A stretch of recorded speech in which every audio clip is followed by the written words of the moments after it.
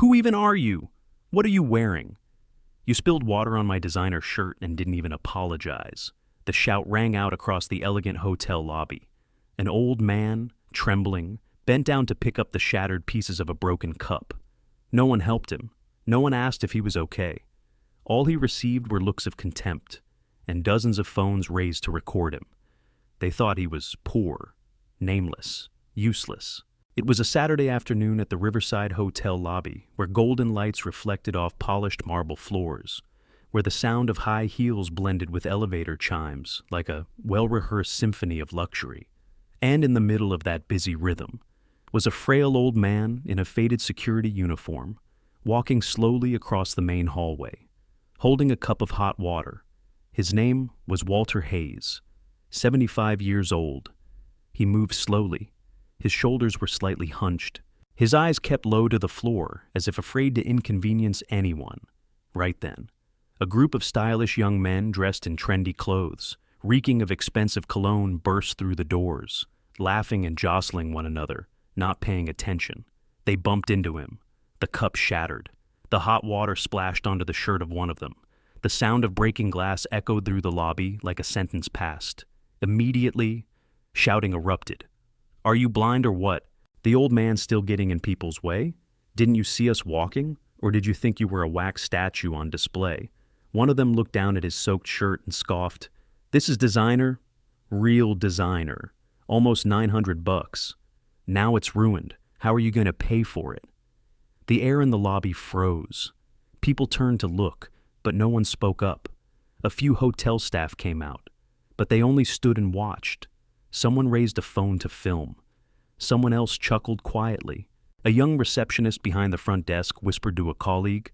Would have thought he was the owner's dad or something, walking around like that and not even apologizing. The others shook their head, tone halfway between pity and disdain. Can't even manage the valet. Now he's spilling water on guests. Just here to earn a living, I guess. Walter said nothing. No explanations, no reactions. He simply bent down and picked up the shattered glass, his hands still trembling from the scalding water.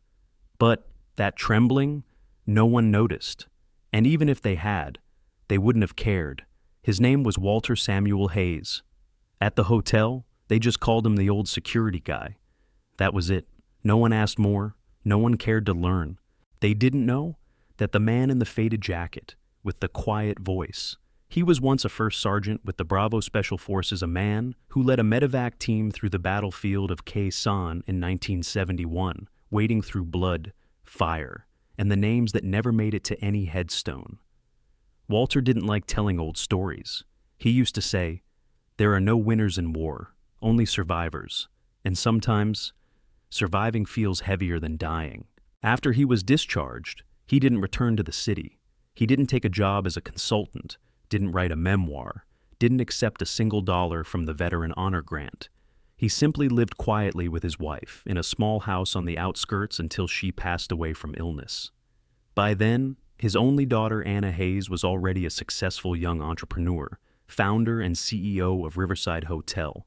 Anna once said, "Dad, please, retire. I can take care of you now." But he just smiled, gently placing his hand on her shoulder. "I'm still a citizen. I'm still able to work. I can't let myself rot like an old piece of wood." And from that quiet offer, Walter became a guard at Riverside. No one at the hotel knew he was the owner's father, and no one questioned why a man in his 70s, still in the same worn uniform, always arrived before 5 a.m. and left after 11 p.m. but had never once asked for a day off. He didn't need much, just a quiet spot to observe, a few hours to nod and greet guests, and a cup of hot tea during his break. The only thing he always kept with him, never parted from, was an old black and white photo, laminated in cracked plastic, tucked inside his worn leather wallet. A photo taken in 1971. He stood at the center of a small recon unit, left arm wrapped in bandages, right hand holding a rifle, surrounded by young soldiers, most of whom never lived to see him return. On the back of the photo, nearly faded, a slanted handwriting read, "If you survive, live for something. Doyle, Kenneth, 3rd Recon, Delta." That name, Kenneth Doyle, he hadn't spoken it aloud in decades. Only Walter knew. That man had once been unconscious on his shoulder as he carried him through 400 meters of open flame. And afterward, disappeared from the news as if he'd never existed. At the hotel, Walter was the one who opened the door for staff each morning, checked the side exits each night, turned off lights on every floor, inspected the storage room before he left, found lost luggage for guests without asking for thanks, knelt to pick up shattered glass, but no one claimed, but no one ever noticed, because they never looked at him with the eyes that mattered, only with a passing glance, rushing to define him by his age, his slow steps, and that faded uniform. To them, he was just an old man waiting for the exit. But to Walter himself, he was simply keeping a promise. From the very first day he stepped into the hotel, Walter was never truly welcomed, not because he did anything wrong, but because he didn't fit the luxury ecosystem of Riverside. He didn't know how to order a triple-layered cappuccino, didn't use the fingerprint scanner to clock in, didn't own a smartphone, had no online banking, didn't know how to post on social media. He didn't laugh at the right jokes, didn't say the right small talk, didn't join in the morning vibe chats. And for that, it was enough to place him permanently on the margins. Every morning, Walter would open the front doors, wipe the glass handles, and bow politely to the guests. But one guest once snapped at him, "What kind of greeting is that? Why the long face? Are you a security guard or a funeral usher?" Another afternoon, he was helping guide a motorbike into the side lot when a young manager shouted across the lobby, "Sir, please let us handle that. You're not young anymore. If you fall, it'll be a lot of trouble for us. You know?" The words sounded caring, but the giggles from two front desk staff behind her said otherwise. One time, Walter dropped his keyring in front of the counter. A trainee picked it up, pretended to wipe it with a napkin, and joked to a colleague, "These must open Cold War-era bunkers or something." They laughed. Walter didn't. Another day. He returned a guest's lost wallet to the reception. The staff didn't thank him, just looked him up and down, then asked, "Did you take anything out of it?"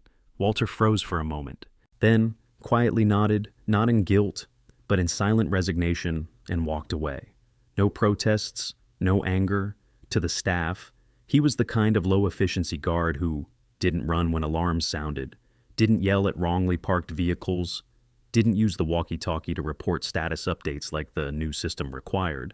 But they never saw how each night he quietly checked every backlock. No one knew that once he stayed up all night sitting beside a Korean guest having a heart episode, waiting for emergency services to arrive. They only saw an old man, slow, outdated, and not agile enough for modern rhythm. And then, that afternoon, when the trendy young men bumped into him, the glass broke. The yelling echoed through the lobby. Everything came out, like it had been waiting for this moment. No one stood up for him. In fact, some joined in. Behind the front desk, a receptionist, one Walter had once gently reminded to stop chatting during work hours, let out a small laugh. "Our hotel really does have a guard cosplaying as a war vet." Another sighed. "It's probably time for a change. We can't seriously keep letting this old man guard the honor of the main lobby." Right. Meanwhile, the group of flashy young men sneered, phones in hand, filming Walter as he bent down to pick up the shattered glass. One shouted, "I'm wearing a $900 shirt. Do you even realize that's worth more than 3 months of your salary?" The live stream rolled on, comments started pouring in. Light chuckle corner. "Send the old man a donation link. Maybe he can buy a rag to wipe that designer shirt." Every luxury hotel should have an old man cosplaying his Cold War glory days. Walter didn't respond. He simply bowed his head. His hands trembled not from the hot water, but from something deeper in his chest. An old, familiar feeling he once knew well on the front lines. The feeling when people forget who stands between them and danger. And somewhere else. On the other end of the internet, someone was watching the live stream, but his eyes weren't laughing. The clip from Riverside Hotel's lobby lasted just 2 minutes and 13 seconds. In it, an old man bent down to gather broken glass, sleeves soaked, jacket worn thin, surrounded by mocking voices, insults, and a caption burning bright on screen. when your Cold War cosplaying security guard ruins a luxury outfit. The clip spread fast, not because it told a powerful story, but because people thought it was funny. But in a quiet room, far away from the laughter, a middle-aged man watched the video, and with each passing frame, his face darkened.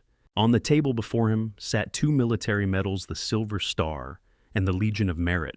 That man was General Kenneth Doyle, commander of the Southeastern region, who once stood before the Senate and said, "I owe my life to someone whose name has never been properly spoken." When he saw the face of the security guard bending down in the video, he shot up from his chair. There was no doubt anymore. That slightly hunched back, that slow, deliberate gait. The hands that once cleared landmines from a supply route, it could only be Walter Hayes. Less than 10 minutes later, a military SUV with diplomatic plates pulled out from the regional command center and headed straight for Riverside Hotel. At the same time, in a boardroom downtown, a phone vibrated. The recipient was Anna Hayes, director of Riverside Hotel and daughter of Walter. The message came from a friend in the military. "Just one sentence, Anna. Get to the lobby." Your father was humiliated in front of guests. "You need to see this clip." Anna opened the video, and in that moment, everything around her seemed to fade into silence. She didn't wait for it to finish. She just turned to her assistant and said, "I have to go. Cancel all my meetings." 45 minutes later, the same Riverside Hotel where laughter had erupted just hours before fell completely silent as a military SUV rolled to a stop at the main entrance. Out stepped a tall man with silver hair, dressed in a sharply pressed uniform adorned with gleaming medals. It was General Kenneth Doyle. At that same moment, another car screeched to a halt outside the hotel. From it, Anna Hayes rushed out, clutching her phone, eyes red. She stepped into the lobby just in time to see her father, Walter, still standing quietly off to the side, dabbing at the last drops of spilled tea on the marble floor. No one approached him. No one realized that he had just become the eye of a storm sweeping through public opinion, until General Doyle's voice rang out across the lobby, sharp and thunderous like a gunshot. "Who just called Sergeant Walter Hayes a beggar?" Everything froze. The laughter vanished. The sound of dragging footsteps came to a halt. The entire lobby held its breath. General Doyle walked slowly through the crowd, looking at no one, heading straight for Walter, and then, unexpectedly, stood at attention and raised his hand in salute. Right there, in the center of the hotel lobby, in front of everyone. He spoke loudly and clearly. "The man you just mocked is the one who saved my life and the lives of my unit at Khe Sanh in 1971. The man who walked nearly 2 miles carrying 90 pounds of ammunition and medical supplies through enemy fire to reach a trapped platoon. If it weren't for him, I wouldn't be standing here. Everything I have today is because of him." No one said a word. A few guests began to lower their phones. Anna stood frozen in place. Then she cried out through tears, "Dad! Oh God! Dad! I didn't know. I didn't know what happened to you." She ran to him, wrapping her arms around Walter. He gently patted her shoulder. No anger. No bitterness. He only said, "I'm fine. I'm just sad that so many people never learned how to really look." Walter remained still, not proud, not enraged, just quiet like a man who's long since grown used to being forgotten. But this time, the world was forced to see him, and it couldn't look away. General Kenneth Doyle turned, facing the rest of the lobby guests, employees, and the young group who had gone live just an hour earlier. His voice dropped calm but sharp enough to cut glass. "I don't know who you boys are, but I know exactly who you just insulted." He pointed to the group, focusing on the one who had demanded Walter pay for the designer shirt. "It doesn't matter what you wear, because honor doesn't come from fabric. It comes from how you treat someone who has nothing but decency." One of the boys shrank back, trying to speak until Doyle raised his voice. "Quiet. You need to listen, because maybe this is the first time you'll learn what respect really looks like." He stepped closer, pulled a phone from his coat, and opened a black and white photo. This is Walter, 1971. He carried me wounded, unconscious through a hail of gunfire. I was a rookie, and he was the only man who turned back when everyone else ran the other way. A hotel staffer began to cry. The front desk clerk who once mocked Walter slowly stepped back, eyes wet with regret, and the entire lobby fell into silence so heavy it felt like the sound of mockery had never existed. General Doyle turned to Walter's daughter Anna and said gently, "You should be proud. Anna, to have a father this country owes a debt to." Anna could only cover her face and cry. Then she bent low deeply, with trembling shoulders right in front of her father, right in front of dozens of eyes watching. Through sobs, she whispered, "Dad, forgive me for letting you go through that alone." Walter placed a hand on her shoulder. "There's nothing to forgive, sweetheart." Then General Doyle turned to face the group of well-dressed young men. His voice was calm but heavy with command. "Now it's your turn. No one understood at first. Bow your heads, not for me, not for this hotel, but for the man you mocked who gave his youth so you could grow up in peace, never knowing what gunfire sounds like." Silence stretched long. No one laughed now. No one dared film. And then, one by one, they bowed. The first, then, the second, the third. Barely able to speak, said in a choked voice, I'm sorry. Sir, I didn't know. I truly didn't know." Walter didn't scold them. He didn't speak in anger. He simply looked at them with the quiet eyes of a man who had seen his comrades fall not to bullets, but to time and forgetting. That day, the Riverside Hotel turned off its music. The lobby stood still, but not empty. Everyone remembered the moment Walter Hayes stood in the center, not needing a stage, not needing a spotlight, and still made everyone stand tall. With nothing but humility, no one dared overlook a second time. The next morning, Walter didn't show up for his shift. No one saw him standing by the glass door, like he did every day before. But at the security desk, there was an envelope left neatly in place. The handwriting was careful, and it read just 3 lines. "Thank you for letting me guard this door for a while. But perhaps it's time someone younger took over. I'm going back to sunlight and tea where no one needs to greet each other, but everyone still meets with gratitude in their eyes." No one read it without falling silent. From that day on, Walter was no longer the old security guard at Riverside. He became the first name ever inscribed on the hotel's honor wall, right beside a wooden bench near the main entrance, with a small bronze plaque that read Walter S. Hayes. He guarded not just the door, but the last kindness this place ever knew. Every Friday, Walter still came back, not to work, just to enjoy a morning cup of tea, sitting near the lobby, nodding at each person who passed just like he always had. But now, everyone nodded back, from staff to interns to guests who once breezed past him like he didn't exist. They all greeted him by name. No more old man, no more security, no more war beggar, just Walter. A man who once stood still in the eye of public scorn, but never once raised his voice to reclaim his honor, because his honor was never lost. Months later, General Kenneth Doyle returned to the hotel. No uniform, no entourage, just him. He and Walter sat together under the awning. In front of them, trees and wind. General Doyle said, "You still live like nobody ever hurt you?" Walter smiled, his eyes distant. "I don't live to carry the past for myself. I live so no one forgets that kindness doesn't need to shout." General Doyle nodded, and so they sat there. 2 veterans, 2 men who once shouldered things no history book would ever print, but anyone who ever met them would never forget. There are people who pass through our lives, quiet as the wind, no noise, no demands.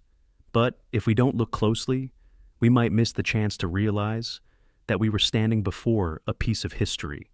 If this story made you pause just for a moment, please share it, because somewhere out there, there are still many Walter Hayeses, forgotten right in the middle of the spotlight. And if you believe this, Honor doesn't need to shout it, just needs not to be forgotten. Then subscribe to the channel, because we will keep telling the stories of those who lived quietly, but must never be left behind.